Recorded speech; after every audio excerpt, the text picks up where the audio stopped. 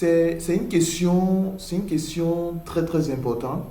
C'est quoi la question? La question est de savoir c'est quoi la révélation par rapport au rocher d'Horeb, quelle est la révélation de Christ par rapport au rocher d'Horeb. Vous voyez ça? Pour répondre à cette question, je ne saurais pas vraiment répondre à cette question si d'abord je ne vous amène pas d'abord dans l'ombre. Vous voyez ça? Parce que nous prêchons à la loi et au témoignage. Nous allons essayer d'aller dans l'ombre pour comprendre qui portait le nom de rocher. Vous voyez ça? Qui portait le nom de rocher d'abord dans les Écritures. Nous allons essayer, quand nous allons voir l'identité du rocher d'abord dans les Écritures, après cela, nous allons maintenant aller dans le témoignage, dans la lumière, pour donner la révélation. Pour donner la révélation. Alors, nous allons prendre quelques Écritures. Nous allons prendre d'abord Psaume. Nous allons prendre Psaume. Bon, nous allons essayer nous allons regarder pour voir déjà qui portait le nom du rocher. Nous allons prendre Psaume 18. Si nous prenons par exemple Psaume chapitre 18. Psaume 18. Psaume 18 à partir du verset combien? Alors, à partir du verset 32.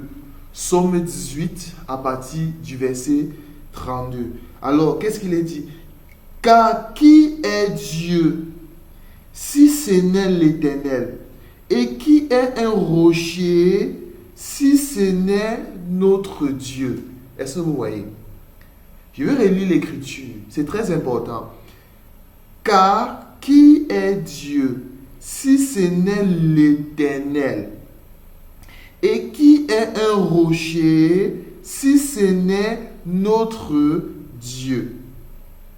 C'est Dieu qui me ceint de force et qui me conduit dans la voie droite. Vous voyez cette écriture? Vous voyez cette écriture-là? Bon, ici, nous voyons que David nous dit qui est Dieu si ce n'est l'Éternel. Qui est l'Éternel si ce n'est que le rocher? Notre rocher. Vous voyez ça? Qui est un rocher. Bon, nous comprenons que le rocher, l'Éternel porte le nom de rocher ici. Il porte le nom de rocher. Alors, si nous allons prendre une écriture, Habakkuk. Nous allons prendre une écriture. Nous allons prendre une écriture qui va se retrouver dans Habakkuk. Combien? Alors, permettez que je trouve cette écriture. Habakkuk. Ça avance Sophonie normalement. Nous allons prendre Habakkuk.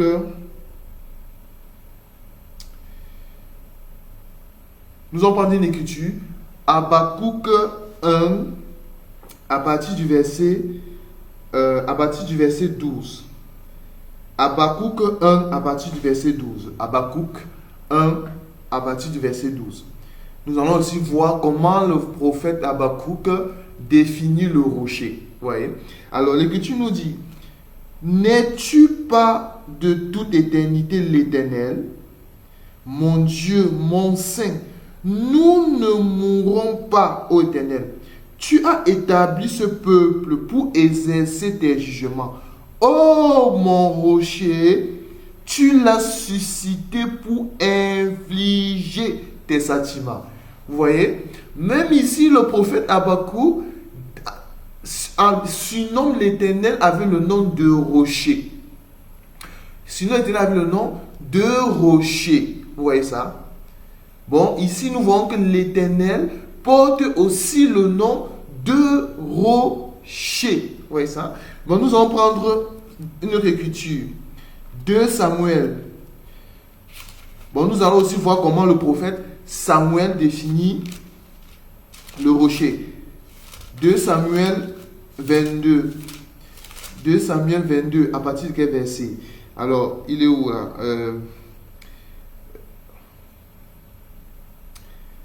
C'est où l'écriture? Voilà. Nous allons prendre 2 Samuel 2 à partir du verset 32. 2 Samuel 2, 32. Car qui est Dieu si ce n'est l'Éternel? Et qui est un rocher si ce n'est notre Dieu? J'aime ça. Tout à l'heure, nous avons lu, autant pour moi, Psaume 18 à partir du verset 31. On va retourner là. C'est la même écriture. Psaume 18, 31. Psaume 18, 31. Bon, à partir du verset 32. Psaume 18 à partir du verset 32. Car qui est Dieu si ce n'est l'Éternel? Et qui est un rocher si ce n'est notre Dieu? Bon, nous voyons que Psaume 18 à partir du verset 32 est égal à Samuel, à 2 Samuel 22, est égal à 2 Samuel. Alors, il est où 2 Samuel? 2 Samuel. Là, il y a 1 Samuel. 2 Samuel 22. 2 Samuel 22 à partir du verset 32. 2 Samuel 22 à partir du verset 32. Car qui est Dieu si ce n'est l'Éternel? Et qui est un rocher si ce n'est notre Dieu? Bon, le prophète David a répété également la même chose que Samuel. Alors, si nous prenons également toujours 2 Samuel à partir du verset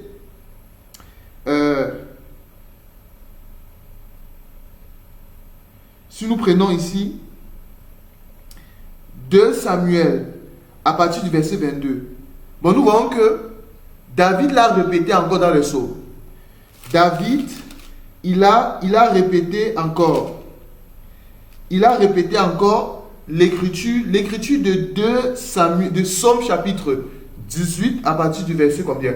À partir du verset 32. David l'a répété encore dans 2 Samuel 2 à partir du verset 23. 32 autant pour moi. 2 Samuel 22 à partir du verset 32. Car qui est Dieu si ce n'est l'Éternel? Et qui est un rocher si ce n'est notre Dieu? Vous voyez? Alors, si nous prenons également toujours David, dans 2 Samuel 22, à partir du verset 1er, David s'adressa à l'Éternel. La parole, ce cantique. Lorsque l'Éternel lui délivrait de la main de tous ses ennemis et de la main de Saül, il dit: l'Éternel est mon rocher, ma forteresse, mon libérateur. Vous voyez ça? Dieu est mon rocher où je trouve un abri, mon bouclier et ma forteresse qui me sauve, ma haute retraite et mon refuge. Ô mon sauveur, tu me garantis de la tu me garantis de la violence. Vous voyez ça? Bon, ici nous voyons que David ici voit l'Éternel comme un rocher, comme le rocher des âges. Si vous prenez également aussi Isaïe chapitre 44, Isaïe 44, nous allons prendre ça. Isaïe 44 à partir du verset combien? Isaïe, il est où l'écriture? Il est où l'écriture? Alors, nous allons prendre Isaïe 44 à partir du verset combien? Voilà. Nous allons prendre Isaïe 44 à partir du verset... il est où l'écriture? Voilà. Isaïe 44 à partir du verset 8. N'ayez pas peur et ne tremblez pas.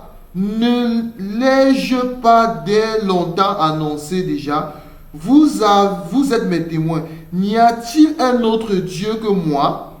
N'y a-t-il pas d'autre rocher? Je n'en connais point. Vous voyez? Même ici, le prophète Isaïe appelle l'Éternel le rocher. Si vous lisez à d'autres écritures, si vous lisez même Isaïe chapitre 17 à partir du verset 10 aussi, vous allez voir que Isaïe qualifie toujours l'Éternel de rocher. Mais maintenant nous allons définir maintenant. Maintenant, pour répondre maintenant par rapport à la révélation du rocher d'Horeb, je vais revenir. Où se trouve cette écriture-là? Si nous prenons d'abord Exode. Exode chapitre 17. Exode chapitre 17. Exode 17, il est où? Alors, nous allons prendre Exode chapitre 17. Bon, nous n'allons pas tout lire le chapitre. Nous commençons quand même au verset 1er. Toute l'assemblée des enfants d'Israël partit du désert de Sin. Parce que dans la marche des enfants d'Israël, les enfants d'Israël avaient ce qu'on appelle le campement. Vous voyez ça? Il y avait le campement. Bon, ceux qui ont l'enseignement sur le campement comprennent où nous sommes. Nous sommes en train d'avancer. Vous voyez, le campement, c'est tout un enseignement qu'un jour, nous allons donner aussi. Toute l'assemblée des enfants d'Israël partit du désert de Sin selon leur marche que l'Éternel leur avait ordonné. Et ils campaient à Riphidim, où le peuple ne trouva point d'eau à boire. Vous voyez ça? Où le peuple ne trouva point d'eau à boire. Alors le peuple chercha querelle à Moïse. Il dit, donne-nous de l'eau à boire. Moïse leur répondit, pourquoi me cherchez-vous querelle? Pourquoi me tentez-vous l'Éternel? Le peuple était là pressé par la soif et murmurait contre Moïse. Il disait, pourquoi nous as-tu fait monter hors d'Égypte pour me faire mourir de soif avec mes enfants et mes troupeaux? Moïse cria à l'Éternel en disant, que ferai-je de ce peuple? Encore un peu, ils me lapideront. L'Éternel dit à Moïse, passe devant le peuple et prends avec toi des anciens d'Israël. Prends aussi dans ta main la verge avec laquelle tu as frappé le fleuve et marche. Voici, le verset 6 c'est très important. Le verset 6 c'est très important. Voici, je me tiendrai devant toi sur le rocher d'Horeb. Vous voyez ça? Sur le rocher d'Horeb, tu frapperas le rocher et il en sortira de l'eau. Et le peuple boira. Et Moïse fit ainsi aux yeux des anciens d'Israël. Et il donna à ce lieu le nom de Massa et Meriba, parce que les enfants d'Israël avaient contesté et parce qu'ils avaient tenté l'Éternel en disant, l'Éternel est au milieu de nous où il n'est pas. Je veux relire le verset 6. Voici, je me tiendrai devant toi sur le rocher d'Horeb. Est-ce que vous voyez ça? Qui se tient sur le rocher d'Horeb? C'est l'Éternel. C'est l'Éternel qui se tient sur le rocher d'Horeb. Tu frapperas le rocher et il en sortira de l'eau. Et le peuple boira. Bon, nous comprenons que Moïse fit ainsi aux yeux des anciens d'Israël. Bon, nous comprenons que Moïse, pour donner de l'eau aux enfants d'Israël, quelle est la solution que Dieu a trouvée? Dieu dit à Moïse, son serviteur Moïse, je vais descendre sur le rocher d'Horeb. Je vais descendre sur le rocher d'Horeb. Et quand je vais descendre sur le rocher d'Horeb, tu dois prendre ta verge sur laquelle tu avais ouvert la mer avec. Tu dois frapper le rocher et c'est ainsi que l'eau doit couler du rocher, afin d'abreuver le peuple. Est-ce que vous voyez ça? C'est pour ça que nous disons que Moïse a frappé l'Éternel. Pour que Moïse puisse frapper l'Éternel, il faut que l'Éternel descende sur le rocher d'Horeb. Est-ce que vous voyez ça? Il faut que l'Éternel descende sur le rocher d'Horeb. Bon, nous avons compris que le rocher, c'est l'Éternel. Le rocher, c'est l'Éternel. C'est parce qu'il n'y a que l'Éternel qui peut abreuver son peuple. Il n'y a que l'Éternel qui peut donner l'eau à son peuple. Il n'y a que l'Éternel qui peut atténuer la soif de son peuple. Il n'y a que le rocher des arches qui peut faire cela. Et c'est l'Éternel. Mais Moïse a frappé l'Éternel. Si nous prenons également Nombre chapitre combien? 20. Prenons Nombre chapitre 20. Nous allons retrouver cette écriture aussi là-bas. Alors, je vais prendre quelle écriture? Permettez que je trouve l'écriture. Nous n'allons pas tout lire le chapitre. Nous allons prendre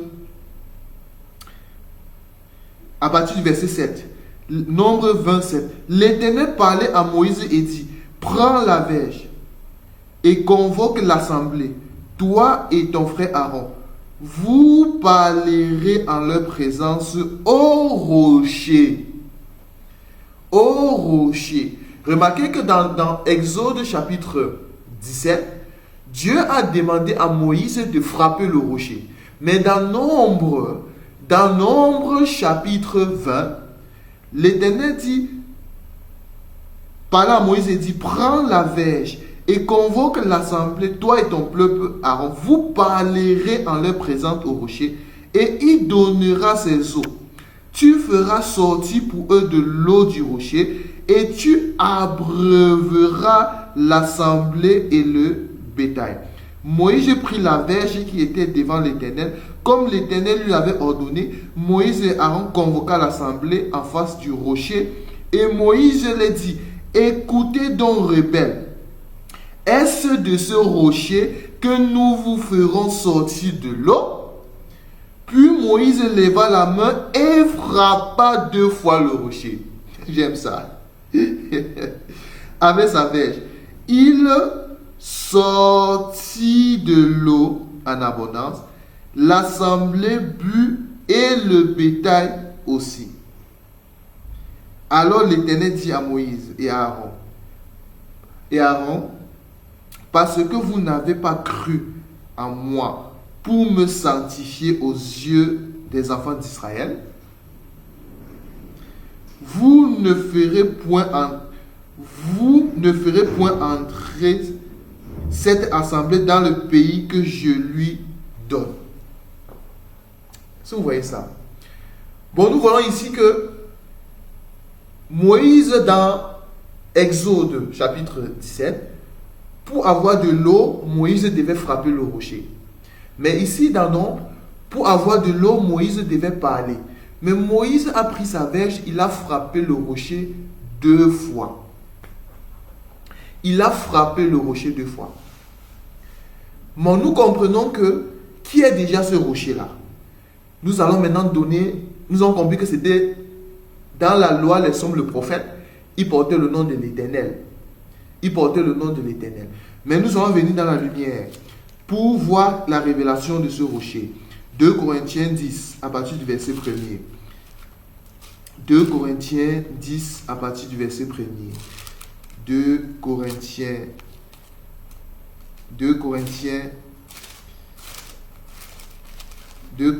10, à partir du verset 1er. Alors, il est où l'écriture? C'est 1 Corinthiens 10? Attends, c'est pas 1 Corinthiens 10? Alors, permettez que je trouve cette écriture. 1 Corinthiens 10, autant pour moi. C'est 1 Corinthiens chapitre 10 à partir du verset 1er.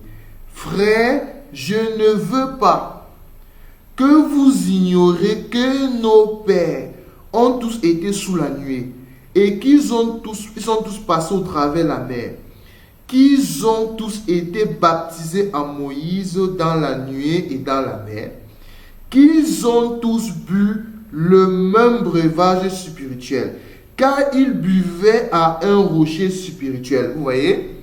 Bon, nos pères, c'est-à-dire la loi, les sommes, les prophètes, ils ont bu sur un rocher qui les suivait. Ils ont mangé le même aliment spirituel. Ils ont bu sur un rocher.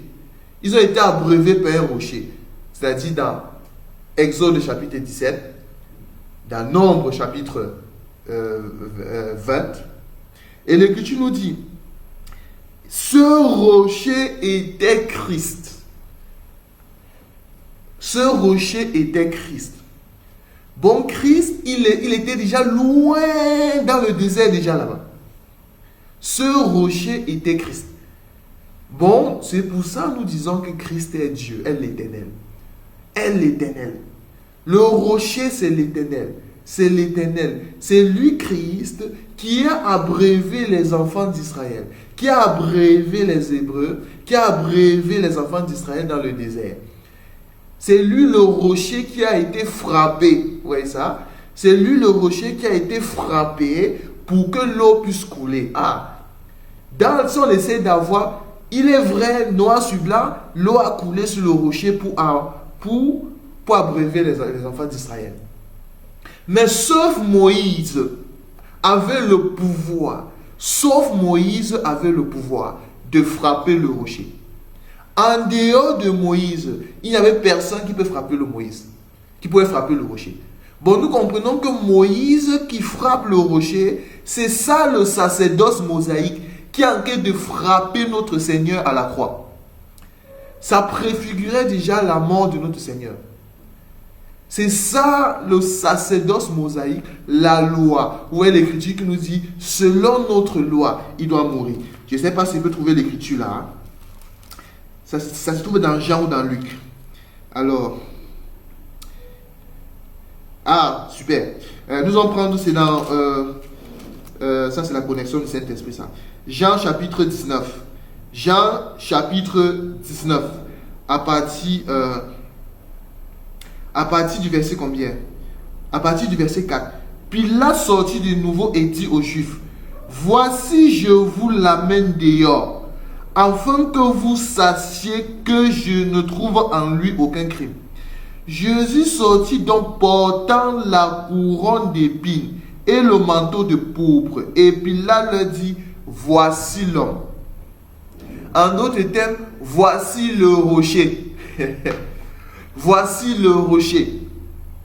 Le verset 6. Lorsque les principaux sacrificateurs et les huissiers le virent, ils s'écriaient. J'aime ça. Vous voyez, lorsque les principaux sacrificateurs et les huissiers, nous comprenons que les principaux sacrificateurs, les huissiers ici représentent la loi mosaïque, représentent Moïse. Vous voyez ça? Le vit, il s'écriait, crucifiez-le. En d'autres termes, frappe le rocher. Il faut avoir les yeux pour voir ça. Frappe le rocher. Crucifiez-le, crucifiez. Pilate leur dit, prenez vous-même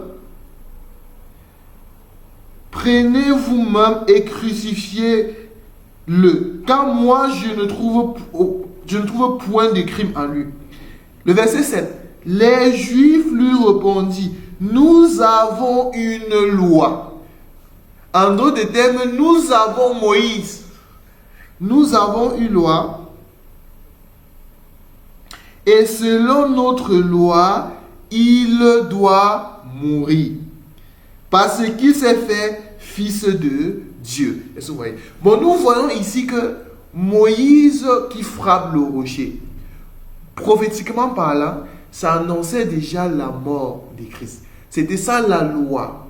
C'était ça la loi qui devait tuer le Seigneur. C'est ça Moïse qui frappe le rocher.